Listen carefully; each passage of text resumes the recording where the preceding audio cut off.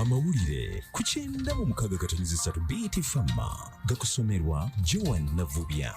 Weewaawo mugesa weno nze Joan Navubya. Bannamateeka mu Paalamenti batadde baminisita ne Ssaabawuliriza wa gavumenti ku nninga okutangaaza lwaki beefuula baakirumira mpoyi bbiri bwe bajja mu Paalamenti balaga nti bakkaanyiza nayo kyokka bwe beggalira mu bisenge n'omukulembeze w'eggwanga ne boogera birala nnyo. Kino kiddiridde sipiika okutegeeza Paalamenti nga pulezidenti bwe yagaanye okussa omukono ku bbago ly'etteeka ku misolo okuli erya Income Tax Amendment Bill 2023 ne Tax Procedure Code Amendment Bill agabadde gakayisibwa mu Paalamenti. Omubaka Asmani Basalirwa Owabugiri ne banne beebuuza lwaki baminisita ne Ssaabawuliriza bawabula pulezidenti bulala ku mateeka gano kyokka nga bo babawo mu Paalamenti nga gayisibwa. Ekibiina ky'ensi yonna eky'ebyobulamu ekya World Health Organization kigamba abantu bangi okwetooloola enkolongo y'ensi tebalina mazzi mayonjo naddala ag'okunywa n'okweyambisa mu bulamu obwa bulijjo.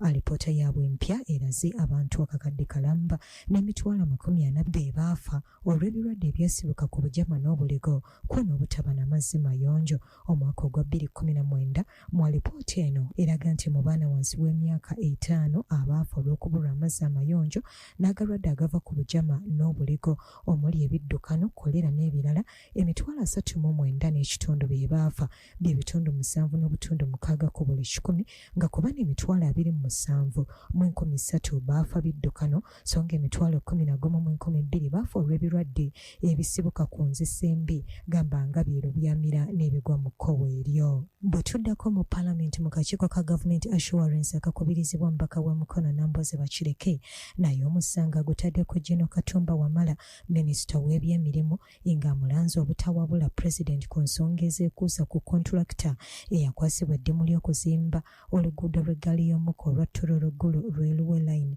Bwe kitegeerekese nti pulezidenti yali yayisadde ekiragiro nga n'enteekateeka y'okulanga kampuni enzimbi ezaagala omulimu guno okwesobolayo tennaba kutandika. Kampuni y'Abachina ye yakwasibwa eddimu eryo. Nyewadde minisita agamba nti balanze mu lupapula lw'amawulire tukizudde nti okulanga kwabadde kwa kutuusa mukolo, kubanga ate Pulezidenti Museveni yawandiikira dda Katumba Wamala ebbaluwa ng'amulagira nti ye yafunye dda kampuni ey'Abachina eyitibwa China Road and Bridge Corporation. Kakati Katumba Wamala gwe tuba tugamba alizayininge kubanga yali badde abuulira pulezidenti nti byontuma si bituufu.